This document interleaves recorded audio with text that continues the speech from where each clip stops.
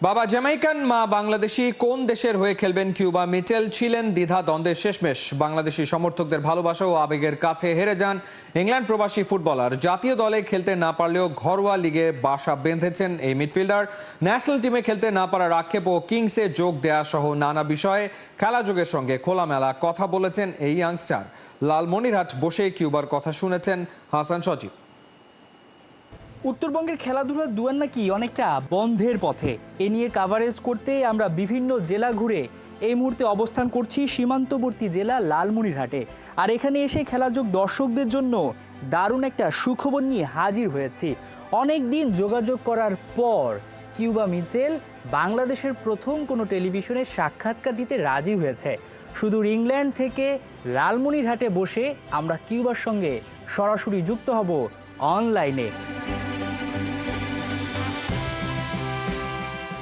জুনের সমস্ত papers ready থাকা সত্ত্বেও সিঙ্গাপুরের বিপক্ষে ডাক পাননি কিউবা। সে বিষয়ে শুনবো তার মুখ থেকেই। তবে তার আগে জানতে চাই কেন ইংল্যান্ড ছেড়ে বাংলাদেশকে বেছে নেয়া। আমি যেহেতু আধা বাঙালি ও আধা জ্যামাইকান, তাই চিন্তা শুরু করলাম কোন দেশের হয়ে খেলব। যখন আমার সঙ্গে বাংলাদেশ ফুটবল ফেডারেশন যোগাযোগ শুরু করে, ভক্তদের ভালোবাসা ও আবেগ দেখি, তখন ঠিক করে ফেললাম এটাই সেই দেশ যেখানে আমি খেলতে চাই। ফ্যানদের ভালোবাসার সঙ্গে কিউবার অন্যতম অনুপ্রেরণা হামজা চৌধুরীর বাংলাদেশের হয়ে খেলা। তবে সেটা পূর্ণতা পেত যদি জুনে ইপিএল তারকার সঙ্গে একাদশে থাকতে পারতেন। জাতীয় দলে ডাক না পেয়ে হতাশ হলেও কোচের সিদ্ধান্তকে শ্রদ্ধা করেন তিনি।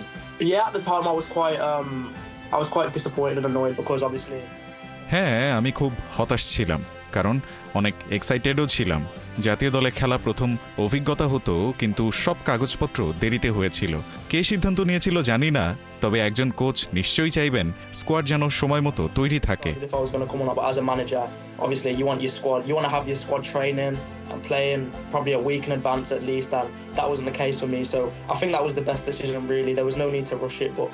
জাতীয় দলের সুযোগটা এসেও যেন আসেনি কিউবার জন্য। অবশ্য তাতে ভ্রুক্ষেপ নাই এই মিডফিল্ডারের। লম্বা সময়ের জন্য এটাকে ভালোই মনে করছেন। কিন্তু তাই বলে ইউরোপ ছেড়ে কি বাংলাদেশে আসতে হবে? ক্যারিয়ার কি সংখ্যায় পড়বে না এই নয়া তুর্কির? সান্ডারল্যান্ডে খেলেছিলাম PL2-তে, কিন্তু একটা ইনজুরিতে 4 মাস মাঠের বাইরে ছিটকে যাই। তাই চুক্তি নবায়ন হয়নি, যে কারণে আমাকে ছেড়ে দিতে হয়। অনেকে হয়তো বোঝেনি কেন এমন একটা ক্লাব ছাড়লাম। সেটা মোটেও আমার পছন্দের ব্যাপার ছিল না, আসলে আর কিছু করার ছিল না। এরপর আমি বিভিন্ন ক্লাব ঘুরেছি, কিন্তু কোথাও মন বসছিল না।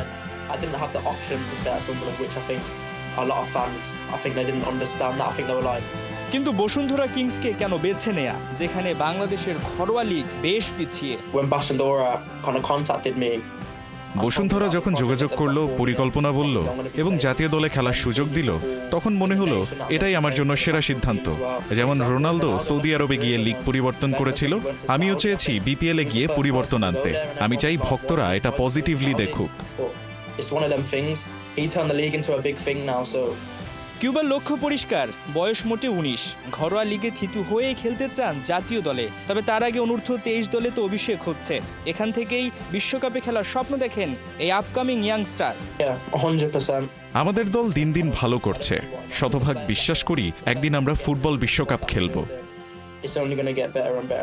আমরা কথা বলছিলাম কিউবা মিচেলের সঙ্গে, বাংলাদেশের নয়া তুর্কি যাকে বলা হচ্ছে, যার জন্য অনেক অনেক অপেক্ষা। বাংলাদেশের ফুটবলটা ঠিক যেন ঘুমিয়ে পড়েছিল। হামজা চৌধুরীর মাধ্যমে সমিত সোম, ফাহমিদুল সবাই আসছেন, সেই সঙ্গে যুক্ত হচ্ছে কিউবা মিচেলের নামটাও। এখন দিন শেষে দেখার পালা, বাংলাদেশের ফুটবলটাকে নিয়ে সবাই যে স্বপ্ন দেখছে একদিন বিশ্বকাপ খেলবে, সেটা আসলে পূরণ করা সম্ভব কিনা। তবে যেমনটা সবাই বলছেন, হামজা চৌধুরী, সমিত সোম, ফাহমিদুল কিংবা কিউবা মিচেল, যেটা সম্ভব, সবাই যদি একসাথে কাজ করা যায়, যেভাবে প্রবাসীরা ছুটে আসছে, ট্রায়াল দিচ্ছে, তাহলে কিন্তু আমরা দেখতেই পারি। হাসান সজীব, 71, লালমনিরহাট। লেস্টার সিটির হয়ে নতুন মৌসুম শুরু করতে যাচ্ছেন হামজা চৌধুরী। রবিবার রাতে ঘরের মাঠ কিং পাওয়ার স্টেডিয়ামে ফক্সদের প্রতিপক্ষ শেফিল্ড ওয়েডনেসডে। যদিও মাঠে নামার আগে নানা কারণে এই ম্যাচ গড়ানো নিয়ে দেখা দিয়েছে সংশয়। নিউ সিজনে হামজার প্রথম ম্যাচের ম্যাচ প্রিভিউ পার্থ বণিকের কাছে। হামজা চৌধুরী বল হাতে মুখে হাসি, যেন বোঝাতে চাইছেন খেলা এখনো বাকি। হ্যাঁ, বাকি তো থাকবেই। গেল সিজনের অর্ধেকটাই কেটেছে লোনে শেফিল্ড ইউনাইটেডে। এবার সেই লোন শেষে ফিরেছেন নিজ ঠিকানায়, যেখানে হামজাই লেস্টারের অন্যতম হাতিয়ার চ্যাম্পিয়নশিপ থেকে ফক্সদের আবারও প্রিমিয়ার লিগে তোলার। এরই মধ্যে হামজার এই ফেসবুক পোস্ট ভালোই সাড়া ফেলেছে।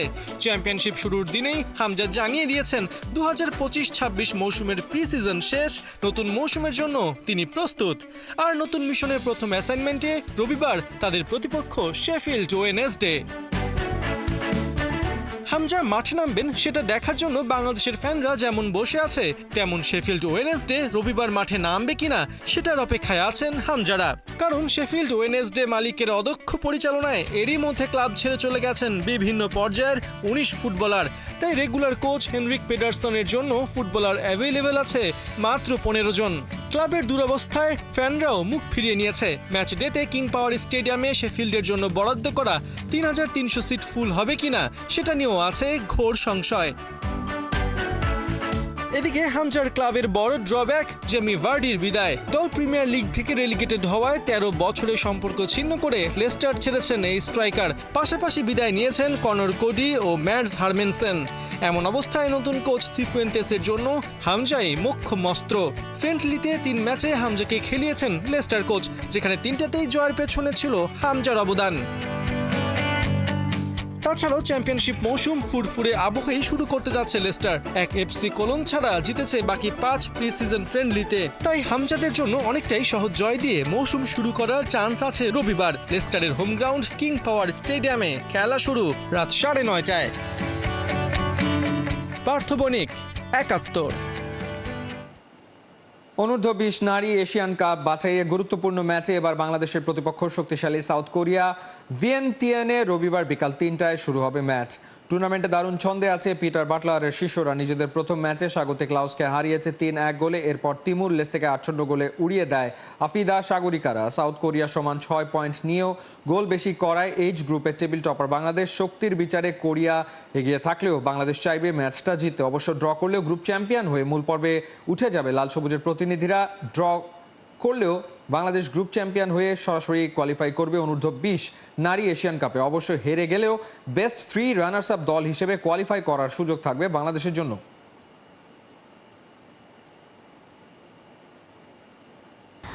আলহামদুলিল্লাহ, দলের সবাই ভালো আছে। ছোটোখাটো যে ইনজুরিগুলো আছে ওটা আমরা কাটিয়ে উঠেছি। আর টেকনিক্যাল ব্যাপারে কোচ হচ্ছে আজকে মিটিং আছে সন্ধ্যার দিকে। হেড কোচের পক্ষ থেকে যা মেসেজ দেওয়ার দিয়ে দিবে। আজকে আমাদের রিকভারি সেশন ছিল, সুইমিং ছিল, স্টিচিং ছিল, যারা গেম খেলেনি তাদের সামরিক জিম ছিল। তো সব মিলে আজকের দিনটা ভালো উপভোগ করেছি। যেহেতু লাওসে এসেছি, দুইটা ম্যাচে আলহামদুলিল্লাহ ভালোভাবে ভালো খেলে মাঠ থেকে ফিরে এসেছি। আর একটা ম্যাচ দক্ষিণ কোরিয়া যদিও অনেক শক্তিশালী টিম, আশা করছি ভালো একটা ম্যাচ উপহার দিতে পারবো। যারা দেশের বাইরে আছেন আমাদের সাপোর্ট করছেন, আরেকটা ম্যাচ যেন ভালো খেলে দেশকে ভালো কিছু দিতে পারি এবং দেশবাসীর জন্য যেন কিছু নিয়ে দিতে পারি। এর জন্য সবাই আমাদের জন্য দোয়া করবেন। আরেকটা ম্যাচ যেন ভালো কিছু করে ইনশাল্লাহ আরেকটা হাসি সবার জন্য যেন নিয়ে যেতে পারি। রাজশাহী বিপিএল এর নতুন ভেন্যু হওয়ার দৌড়ে এগিয়ে আছে অনেকটা। আর তাই এবার জেলার স্টেডিয়াম পরিদর্শন করলেন যুব ও ক্রীড়া উপদেষ্টা আসিফ মাহমুদ সজীব ভুঁইয়া। আগামী বিপিএল এর আগে স্টেডিয়াম রেনোভেশনের কাজ শেষ হবে বলে তার আশা। শনিবার বিকেলে রাজশাহী বিভাগীয় স্টেডিয়ামে জেলা ক্রিকেট দলের খেলোয়াড়দের মধ্যে একটি প্রীতি ম্যাচ হয়, যেখানে প্রধান অতিথি ছিলেন আসিফ মাহমুদ সজীব ভুঁইয়া। এ সময় তিনি পুরো স্টেডিয়ামের বিভিন্ন অবকাঠামোর বর্তমান অবস্থা ঘুরে দেখেছেন, দিয়েছেন বিভিন্ন নির্দেশনা। বিপিএল সহ ম্যাচগুলো হয়ে থাকে এবং এটাকে আমরা একটু ডিসেন্ট্রালাইজ করার জন্য ইতিমধ্যেই উত্তরবঙ্গের দিকে রাজশাহী স্টেডিয়াম এবং দক্ষিণবঙ্গের দিকে বরিশাল কিংবা খুলনা স্টেডিয়ামে সামনের বছর থেকেই বিপিএল আয়োজনের উদ্যোগ নিয়েছি। ইতিমধ্যেই আপনারা জানেন এখানে বিসিবির দায়িত্বশীলরা এসেছিলেন এবং ওনাদের থেকে এনএসসি ফিডব্যাক নেবে যে কী সংস্কার করার প্রয়োজন এবারের বিপিএল এখানে আয়োজন করার জন্য, এবং সে অনুযায়ী আমরা সংস্কার শেষে এবারের বিপিএলটাই আশা করি রাজশাহী স্টেডিয়ামে এবারে বিপিএল এর কয়েকটি ম্যাচ আয়োজন করতে পারবো। জাতীয় নারী দলের ফুটবলার ঋতুপর্ণা চাকমার পাশে দাঁড়িয়েছে বাংলাদেশ ক্রিকেট বোর্ড। শনিবার ঘণ্টা 6 ম্যারাথন বোর্ড মিটিং করেও এখনও বিপিএল এর ইভেন্ট ম্যানেজমেন্ট ও দল বাছাই চূড়ান্ত করতে পারেনি কর্তারা। ছুটিতে থাকায় মেলবোর্ন থেকে অনলাইনে যুক্ত হয়ে সভা পরিচালনা করেছেন প্রেসিডেন্ট আমিনুল ইসলাম বুলবুল। আমাদের যে উইমেন ফুটবল টিম আছে, ক্যাপ্টেন ঋতুপর্ণা চাকমার তার ভিলেজে যে মানে গ্রামে যা তার বাসাটা আছে সেটা আমরা বিল্ড করে দিব। সেই জন্যে আজকে অ্যাপ্রুভাল হয়ে গেছে। ওইটা নিয়ে আমরা Bangladesh cricket board will build the house for Rituparna Chakma. ICC integrity ইউনিটের সাথে আপকামিং বিপিএল এডিশনের একটা আমরা তাদের সাথে এটা অ্যাপ্রুভ করা হয়েছে যে নেক্সট বিপিএল আইসিসির যে আগে বলতো এটাকে অ্যান্টি করাপশন ইউনিট, সেই আইসিসিকে আমরা অ্যাপয়েন্ট করা হচ্ছে টু রান নেক্সট বিপিএল-এর।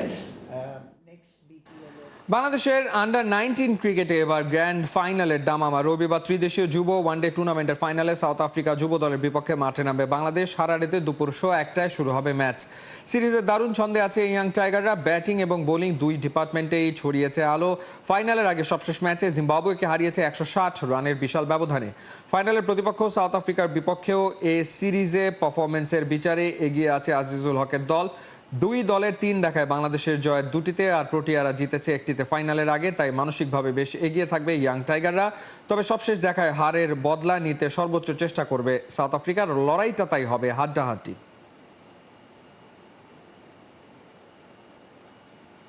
অবসরের সব গুঞ্জনকে উড়িয়ে দিয়ে অবশেষে প্র্যাকটিসে যোগ দিয়েছেন বিরাট কোহলি। তার মানে চুল দাড়ি পাকলেও নিজেকে একজন পূর্ণ অবসরপ্রাপ্ত ক্রিকেটার হিসেবে দেখছেন না কিং কোহলি। প্রস্তুত হচ্ছেন সামনের ওয়ানডে ওয়ার্ল্ড কাপের জন্য।